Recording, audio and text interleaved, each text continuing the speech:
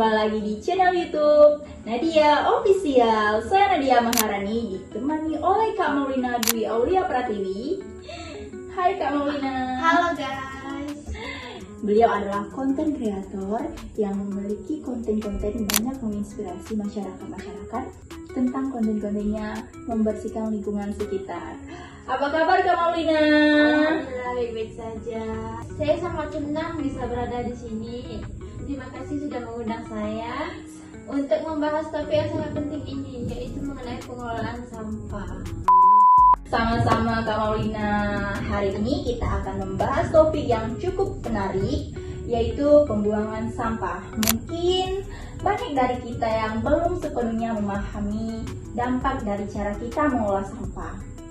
Dalam podcast kali ini kita akan membahas pentingnya pengolahan sampah yang baik dan langkah-langkah praktis dalam pengolahan sampah untuk mengurangi dampak buruknya. Jadi, mari kita mulai.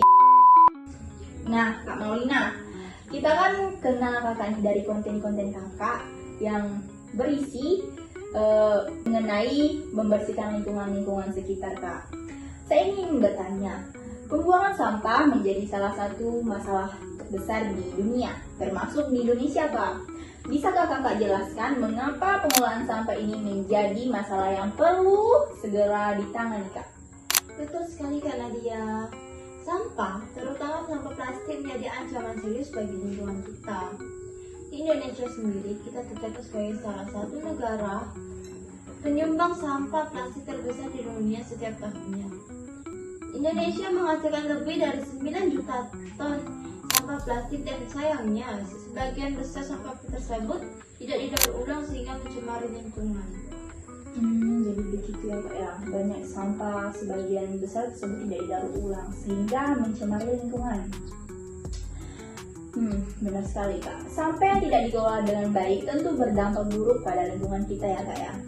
Lalu apa saja dampak dari pembuangan sampah yang tidak terkelola dengan baik ini Kak Maulina? Dampaknya sangat besar karena dia sampah plastik membutuhkan waktu ratusan tahun untuk terurai secara alami. Selama proses tersebut, plastik dari bahan kimia lainnya bisa mencemari tanah, air, dan udara, yang tentu saja berdampak pada kesehatan manusia serta kehidupan flora dan fauna di sekitar kita.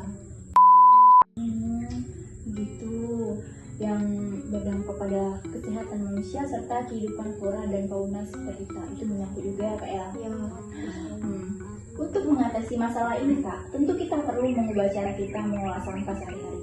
Kak Maulina, apa langkah pertama yang bisa kita lakukan oleh setiap individu untuk mengolah sampah dengan bijak, Kak? Langkah pertama yang sangat penting adalah memilah sampah. Kita harus mulai membedakan antara sampah organik dan anorganik. Sampah organik seperti sisa makanan atau daun-daunan kering bisa kita olah menjadi kompos. Sedangkan sampah anorganik seperti plastik, kaca, dan logam bisa kita daur ulang. Dengan memilah sampah, kita bisa mengurai volume sampah yang masuk ke tempat pembuangan akhir atau TPA. Jadi kita harus memilah sampah organik dan anorganik ya Kak? Iya. Oh, jadi pemilahan sampah ini sangat membantu mengurangi sampah yang terbuang begitu saja ya Kak ya? Nah, bagaimana dengan sampah plastik Kak? Kita tahu bahwa sampah plastik menjadi masalah besar. Apa yang bisa kita lakukan untuk menguranginya Kak? Mengurangi penggunaannya? Untuk sampah plastik, yang paling penting adalah mengurangi penggunaan plastik sekali pakai. Salah satunya dengan menggunakan kain daripada kantong plastik, membawa botol minum sendiri, dan memilih produk yang tidak menggunakan kemasan plastik. Selain itu, kita juga bisa mendukung produk-produk yang menggunakan bahan ramah lingkungan. Saya pernah berbelanja di beberapa minimarket Kak. Jadi itu kita harus membawa tas sendiri atau kita membeli dari minimarketnya tapi tidak menggunakan plastik. Itu termasuk pengurangan plastik ya Kak ya? Iya, betul sekali. Jadi dengan mengurangi penggunaan plastik, kita bisa mengurangi sampah plastik yang berakhir di tempat sampah atau bahkan mencemari lingkungan. Tapi apakah ada cara lain Kak yang bisa kita lakukan di rumah untuk mengolah sampah organik? Misalnya gitu.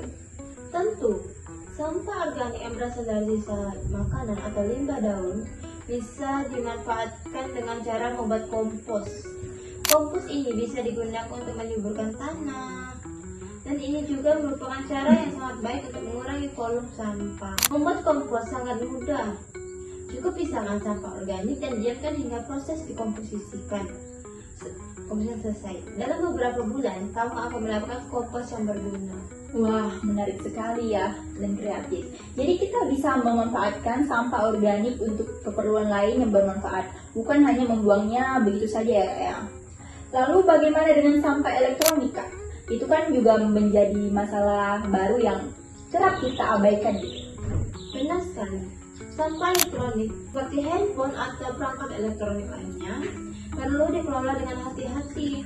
Banyak bahan bahaya di dalamnya seperti logam berat yang mencemari lingkungan. Sebaiknya sampah elektronik ini tidak dibuang sembarangan, melainkan dibawa ke tempat daur ulang yang sudah memiliki fasilitas khusus yang menangani sampah elektronik dengan aman. Oh, berarti kita membawa ke tempat daur ulang yang sudah memiliki fasilitas khusus dan menangani sampah elektronik dengan aman ya Kak ya. Iya. Nah, kita lanjut ke setiap individu harus peduli. Nah, mengapa setiap individu harus peduli? Kak Maulina, banyak orang merasa bahwa apa yang mereka lakukan sendiri tidak akan memberi dampak besar. Padahal setiap individu memiliki peran penting dalam mengatasi masalah ini. Jadi bagaimana Kak? Tentu saja kan Nadia, setiap langkah kecil yang kita lakukan seperti memilah sampah di rumah atau mengurangi penggunaan plastik bisa memberikan dampak yang besar jika dilakukan secara kolektif. Bayangkan jika setiap orang di Indonesia mulai peduli dan mengelola sampah dengan bijak, tentu dampaknya akan sangat signifikan. Selain itu, kita juga bisa mengajak keluarga dan teman-teman kita untuk ikut serta. Oh, jadi perubahan besar itu dimulai dari langkah kecil yang kita lakukan bersama-sama ya Kak ya. Tidak hanya individu, tapi pemerintah dan perusahaan juga punya peran besar, bukan Kak? Betul sekali. Pemerintah perlu menyediakan fasilitas pengolahan sampah yang lebih baik, termasuk tempat daur ulang yang memadai. Perusahaan juga bisa mengambil peran dalam meminimalkan produk-produk ramah lingkungan. Semua pihak harus bekerja sama untuk menciptakan lingkungan yang lebih bersih dan sehat. Nah Kak, mungkin ada cerita sukses atau inovasi dalam pengolahan sampah yang bisa dijadikan inspirasi. Apa yang sudah dilakukan oleh beberapa kota atau komunitas di Indonesia? Contohnya di Bali ada gerakan Bali Tolak Sampah Plastik yang berhasil mengurangi penggunaan plastik sekali pakai secara signifikan.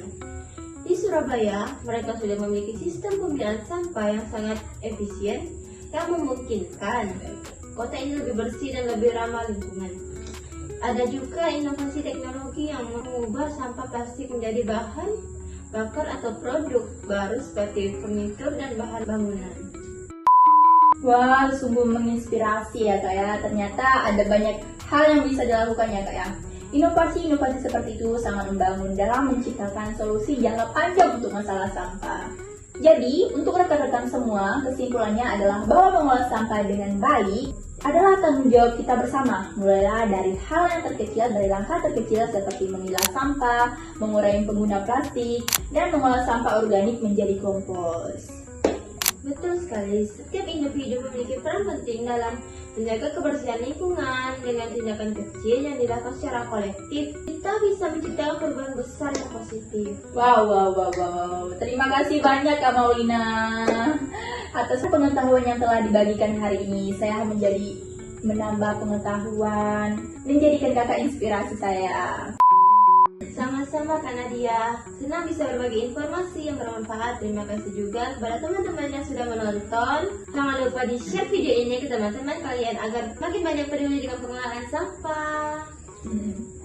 Jangan lupa untuk subscribe, Like, comment, and share. Bye-bye. bye-bye. Terima kasih teman-teman. Terima kasih Kak. Lingkungan yang bersih adalah cerminan dari kepedulian kita terhadap bumi. Ketika kita menjaga kebersihan, kita bukan hanya menjaga diri kita sendiri, tetapi juga menjaga keseimbangan alam yang sangat penting untuk kehidupan yang berkelanjutan. Kebersihan adalah tanggung jawab bersama yang harus dimulai dari diri sendiri. Karena setiap perubahan besar dimulai dari tindakan kecil yang konsisten.